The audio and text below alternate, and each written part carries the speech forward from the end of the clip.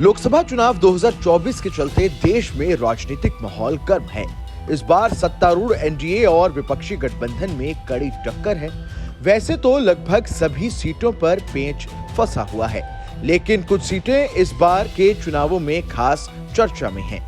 ऐसी ही एक hot seat है हैदराबाद की लोकसभा सीट से भारतीय जनता पार्टी की फायरब्रांड उम्मीदवार माधवीलता एआईएमआईएम पार्टी प्रमुख और सांसद असदुद्दीन ओवैसी को चुनौती दे रही हैं।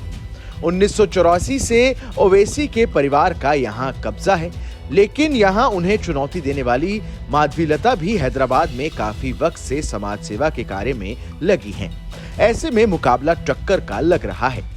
दोनों ही नेता लगातार सुर्खियां बटोर रहे हैं। ऐसे में आज इस वीडियो में हम आपको इन दोनों नेताओं की संपत्ति के बारे में बताते हैं। हैदराबाद लोकसभा सीट एआईएमआईएम का गढ़ मानी जाती है। इस सीट से असदुद्दीन ओवैसी 5वीं बार चुनाव लड़ने जा रहे हैं। ओवैसी हैदराबाद से 4 बार से सांसद रह चुके हैं। वहीं माधवीलता पहली बार चुनाव लड़ रही हैं।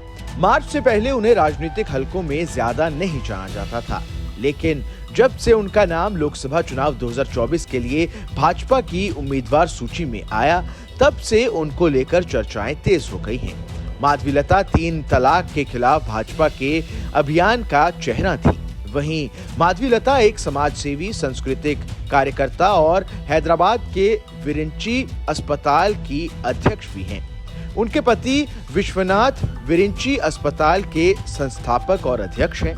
माधवीलता 3 बच्चों की मां हैं। अगर उनकी संपत्ति की बात करें तो मीडिया रिपोर्ट के मुताबिक माधवीलता की संपत्ति $1 मिलियन है, भारतीय रुपए में लगभग 8.40 करोड़।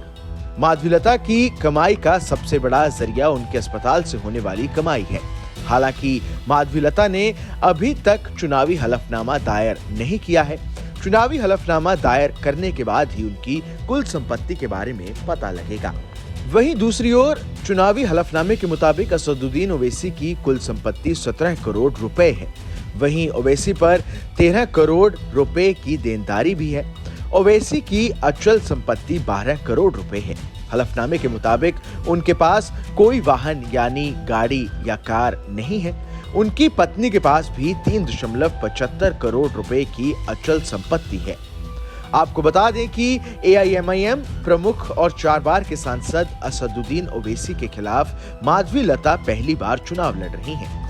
माधवी को बीजेपी का फायरब्रांड नेता माना जा रहा है। 2019 के लोकसभा चुनावों में बीजेपी ने ओवैसी के खिलाफ भगवंत राय को मैदान में उतारा था, लेकिन वो 2,82,186 वोट से हार गए थे।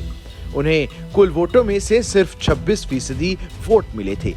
ऐसे में इस बार माधवीलता के लिए भी ओवैसी को टक्कर देना आसान नहीं होगा, लेकिन उनकी बढ़ती पॉपुलैरिटी को देख ऐसा लग रहा है कि हैदराबाद में कोई बड़ा उलटफेर हो सकता है। इस खबर में बस इतना ही।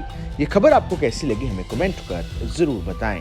देश दुनिया की तमाम बड़ी खबरों के लिए देखते रहें न्यूज़ नेशन का डिजिटल प्लेटफॉर्म।